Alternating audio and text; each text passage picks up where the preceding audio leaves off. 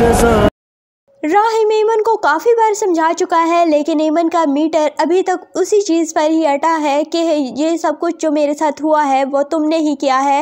और राहिम उसे बताता है कि ये सब कुछ शहरोज़ ने किया, लेकिन फिर भी राहिम की बात नहीं मानती एमन। और हालांकि राहिम उसके लिए क्या कुछ नहीं कर चुका, उसे सारी दुनिया के सामने इंट्रोड्यूस कर चुका है, उसके लिए रिसेप्शन करता है। और वहीं पर एमन फिर से बिगड़ती है राहिम पर, उसे गुस्सा करती है कि तुम ये सब कुछ अच्छाई करके तुम लोगों को बताना चाहते हो कि तुम बहुत अच्छे हो, तुम बहुत मजलूम हो, तो ऐसा कुछ नहीं है। मैं तुम्हारी घिनौने चेहरों को सारी दुनिया के सामने लेकर आऊँगी।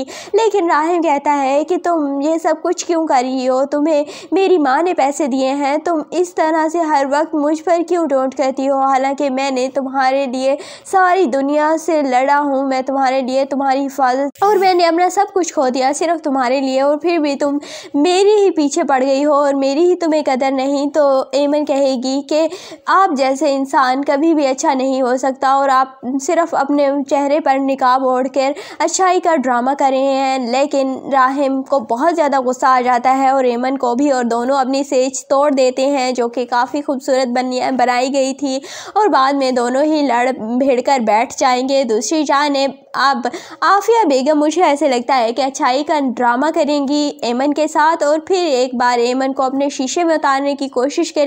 एमन को बताएंगी कि ये सब कुछ किया धरा राहिम का है, राहिम जानबूझकर तुम्हारे साथ शादी करके लाया है, वो तुम्हें बहुत जल्द छोड़ देगा और वो सिर्फ दुनिया के सामने अच्छा बन रहा है और इसीलिए ये सब कुछ किया है। और इसीलिए फिर एमन के दिमाग में यही बातें फिट हो जाएंगी, फिर से वो राहिम से लड़ने लगेगी। लेकिन एमन को एक दिन याद आ ही जाएगा कि ये सब कुछ करने वाला कोई और नहीं बल्कि शहरोज़ था, और इसीलिए फिर वो शहरोज़ के पीछे पड़ जाएगी और राहिम को कहेगी कि मैं शहरोज़ को सज़ा दिला कर ही रहूँगी।